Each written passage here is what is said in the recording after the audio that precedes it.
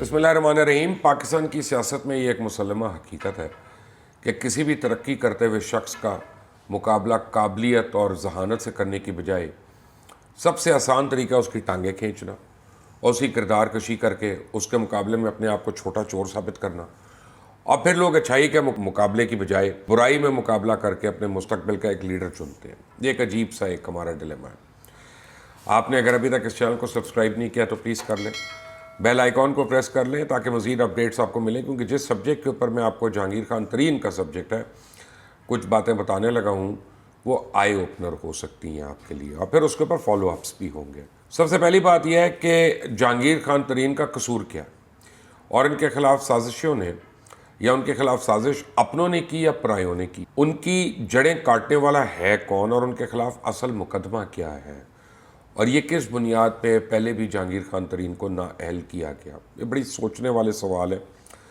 اور ان کا جواب بڑا ہی اہم ہے، اور پاکستان کی آنے والی سیاست پہ اس کے بڑے دور رس نتائج ہوں گے۔ کیا جہانگیر ترین کو عمران خان سے دور کر کے اصل میں عمران خان کو کمزور کیا جا رہا ہے؟ کیا یہ جہانگیر ترین سے دشمنی ہے کہ عمران خان سے دشمنی ہے کہ عمران خان اور جہانگیر ترین کے بیچ میں یہ فاصلے اس طرح سے کیے جا رہے ہیں؟ کیا تحریک انصاف میں کوئی ایک بھی اتنا بڑا لیڈر ہے جو بغیر چاپلوسی کے یا بغیر مالش کے وہ جہانگیر خان ترین کی جگہ لے لے؟ جو کام وہ کر رہے تھے تحریک انصاف کے لیے، کیا ایک بھی لیڈر ہے؟ اگر آپ پی ٹی آئی سے ہیں اور آپ پی ٹی آئی کے لیڈرشپ کو جانتے ہیں تو اس کا جواب مجھے ضرور دیجیے گا کامنٹ سیکشن میں۔ ایک ایسا لیڈر ہے جو جہانگیر ترین کو ریپلیس کر سکے؟ کیا عمران خان احتساب کے نام پہ جہانگیر خان ترین سے دشمنی مول لے کے اپنے ہی پیروں پہ کلہاڑی تو نہیں مار رہے، یا ان سے کوئی یہ مروا تو نہیں رہا؟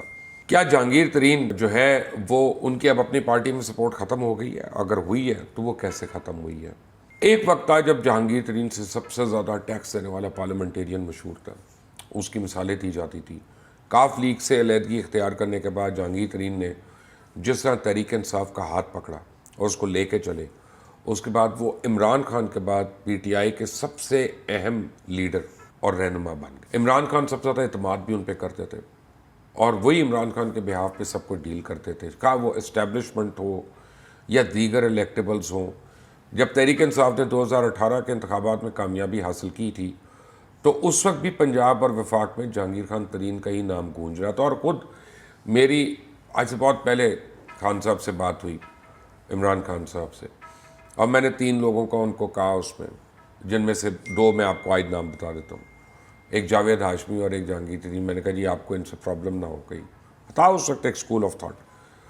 تو عمران خان نے کیٹیگوریکلی مجھے کاٹا اور انہوں نے کہا کہ خبردار جے کے ٹی کے اوپر بات ہی نہیں کرنا، I have total faith on ہم، I have total trust in ہم، یہ تو سوچنا بھی نہیں مت، اور تمہیں آئیڈیا ہی نہیں کہ اس کی کیا کنٹریبیوشنز ہیں میرے لیے، میری ذات کے لیے، پارٹی کے لیے، پی ٹی آئی کے لیے، اس پوری تبدیلی کی سٹرگل کے لیے۔ تو یہ تو مجھے خود عمران خان نے بتایا تھا۔ اب اپوزیشن کے دوران آپ کو یاد ہوگا کہ P T I intra party election ہوں، سابق حکومت مخالف تحریکیں ہوں، خیبر پختونخوا میں حکومت چلانے کا مرحلہ ہو، وہ وزیر اعظم عمران خان کے ساتھ ساتھ آپ کو نظر آئے جے کے ٹی جو تھے۔ ٹکٹوں کے اجراء اور الیکٹیبلز کی پارٹی میں شمولیت کے موقع پہ بھی صرف ایک شخص جہانگیر خان ترین وہ سامنے۔ حکومت بننے کے بعد اپوزیشن تو تھی، تحریک انصاف کے اپنے لوگ بھی جہانگیر ترین کے اجلاس پہ شرکت میں اعتراض کرنے لگے کہ جی جے کے ٹی کیوں اجلاسوں کی شرکت کر رہے ہیں، اور وہ یہ سوال کرتے تھے کہ نااہل ہو چکے ہیں، نااہلی کے بعد اب وہ کیوں اہم ہے۔ شاہ محمود قریشی سے ان کی نوک جھونک تو وہ عام ایک اب لوک داستان بن چکی ہے، میرے خیال ہے اس کے اوپر کوئی عنقریب گانے شانے بھی بن جائیں گے، اور وہ تو آ گئی تھی سامنے۔ پھر اسد عمر کی وزارت جانے کا ملبہ بھی پہلے تو جہانگیر ترین پہ ڈالا گیا، اور اوپر سے وزیر اعظم کے پرنسپل سیکرٹری اعظم خان اور جہانگیر ترین میں ایک الگ سے ٹھن گئی، اور اس وقت بیوروکریسی میں تبادلوں پہ مختلف یعنی اس مخالفت کی خبریں جو تھیں وہ گردش کرتی رہیں۔ الیکشن سے 1 سال پہلے جب میاں نواز شریف کو نااہل کرنے کا معاملہ ہوا تو عمران خان اور جہانگیر ترین پہ بھی نااہلی کا کیس تھا، وہ بھی مقدمات بن گئے۔ عمران خان تو بچ گئے لیکن جہانگیر خان ترین ریڈار میں آ گئے، اور لگتا ہے کہ ان کو نااہل کر کے کو سکور سیٹل کیا گیا یا بیلنس کیا گیا یا سم تھنگ لائک دیٹ۔ یہ نااہلی کا مقدمہ تھا کیا، یہ بڑا امپورٹنٹ ہے سمجھنا۔ حنیف عباسی نے الزام لگایا تھا کہ جہانگیر خان ترین نے کھلے عام تسلیم کیا ہے کہ ان کے بچوں کے کاروبار اور برطانیہ میں جائیداد کے لیے ایک آف شور کمپنی ہے۔ جہانگیر ترین اپنے بچوں سے بھاری رقوم وصول کرتے ہیں اور اس طرح وہ ظاہراً برطانیہ میں کاروبار اور جائیداد کے بینیفیشل اونر ہیں، اور ان اثاثوں کا انہوں نے ہی ٹیکس کے گوشواروں میں اور نہ الیکشن کمیشن کے سامنے ذکر کیا۔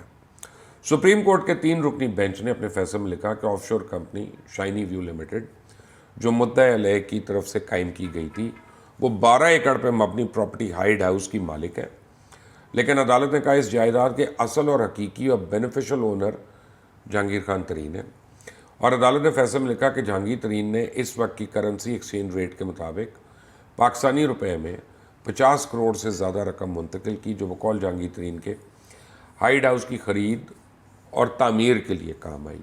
عدالت نے لکھا کہ شانتی ویو کمپنی یا ہائیڈ ہاؤس کبھی کسی ٹرسٹ کو منتقل نہیں ہوا، اور اس سے یہ مدعی علیہ کی ہی جائیداد ہے جس کا انہوں نے سن 2015 میں کاغذات نامزدگی میں ذکر نہیں کیا۔ اس بنیاد پہ عدالت نے کہا کہ جی وہ آئین اور قانون کی روح سے وہ 62 اور 63 پورے نہیں اترتے، ان کو نااہل کیا جاتا ہے۔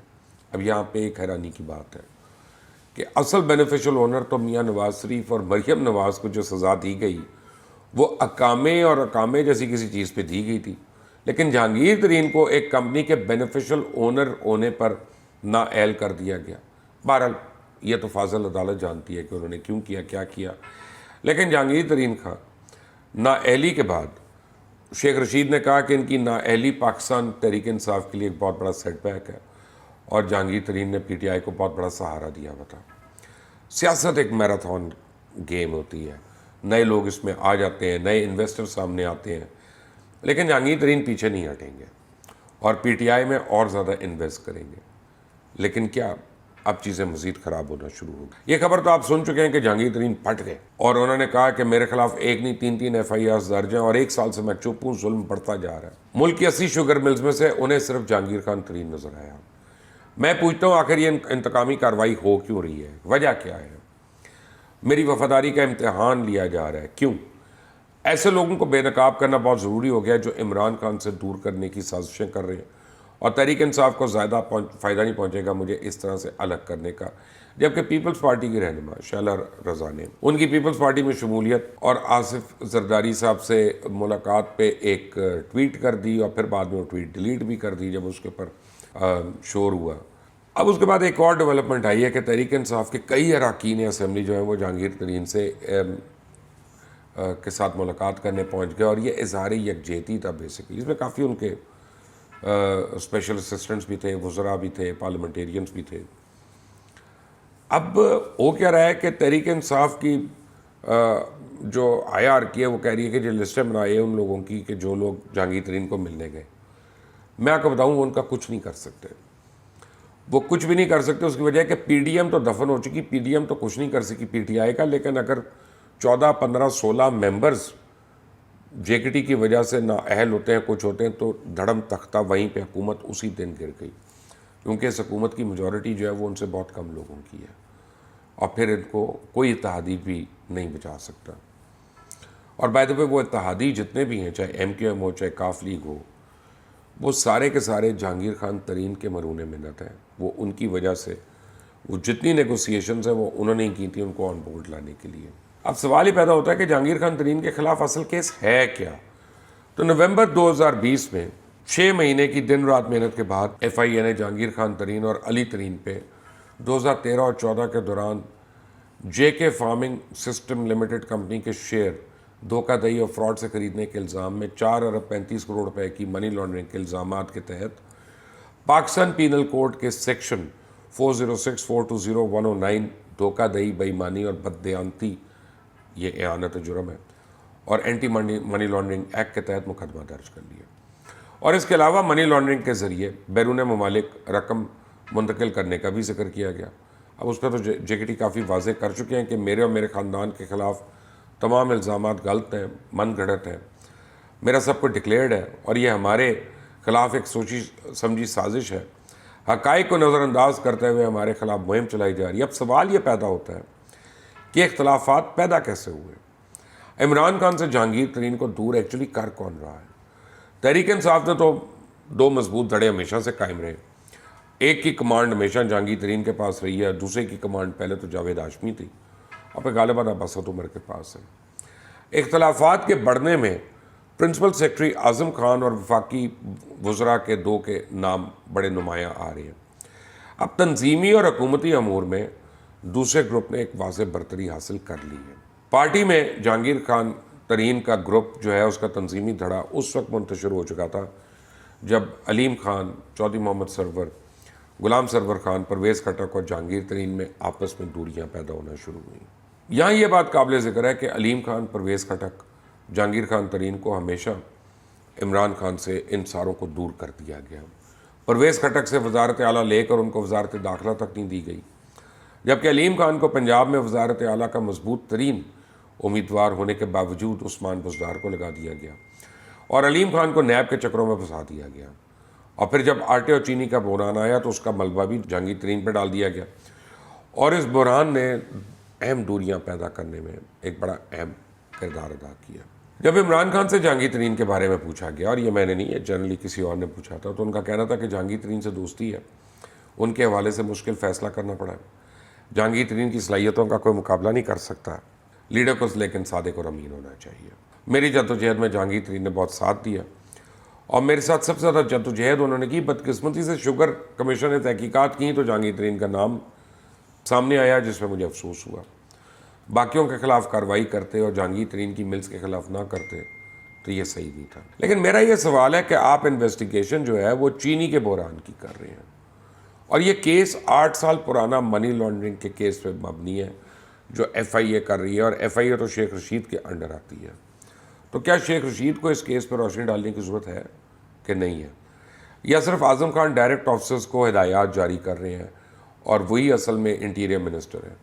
عمران خان کہتے تو ٹھیک ہے کہ قانون کے آگے سب برابر ہیں, لیکن سوال ہی پیدا ہوتا ہے کہ قانون اپنا کام بھی ٹھیک کر رہا ہے کہ صرف لوگوں کی پگڑیاں اچھال رہا ہے اور جگسائی کر رہا ہے.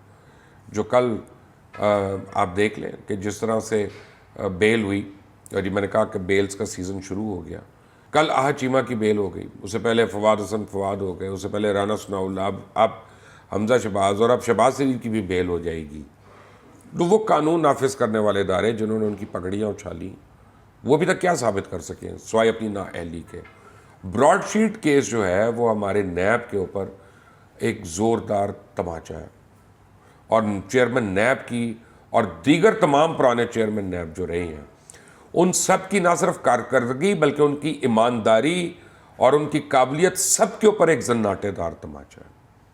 اور براڈ شیٹ کیس جو ہے وہ ایک اوپن اینڈ شٹ کیس ہے, ان کی نااہلی کا اور ان کی کرپشن کا. اس میں گم جو فائلز ہیں وہ ان کی چوری اور سینہ زوری سب کا منہ بولتا ثبوت ہے. تو کیا یہ بھی قانون ہے؟ اب ان کے لیے کوئی قانون نہیں ہے. خیر نہیں ہوئے, ابھی تو فی الحال تو سوال یہ ہے کہ جب تک یہ روپیہ پیسہ پی ٹی آئی پہ لگ رہا تھا تو سب کچھ جائز تھا, لیکن اب سڈنلی وہ ناجائز ہو گیا, چاہے وہ جہانگیر ترین کا پیسہ ہو یا علیم خان کا پیسہ ہو. علیم خان پر نیب کی انکوائریاں کروا کے سوائے ان کو وزارت اعلیٰ سے دور کرنا, اس کے علاوہ اور کیا فیصلہ حاصل کیا گیا؟ کیا عمران خان کے ارد گرد ایک بھی ایسا لیڈر ہے اس وقت کہ جو کرائسس میں جہانگیر خان ترین اور علیم خان کی طرح پنجاب کو ڈیلیور کر سکے جس طرح ان دونوں نے کیا؟ جہانگیر ترین کے جانے سے تحریک انصاف کمزور ہوگی یا مضبوط؟ یہ تو سوچنے کی باتیں ہیں. یہ نہ ہو کہ خبر اس وقت ہو جب پانی سر سے گزر چکا ہو. میری رائے تو تحریک انصاف میں ہر ایک کو یہ ہوگی کہ اپنی جو ہے نا اختلافات ان کو اندر ہی اس کو ختم کریں اور اس طرح پبلک نہ کریں.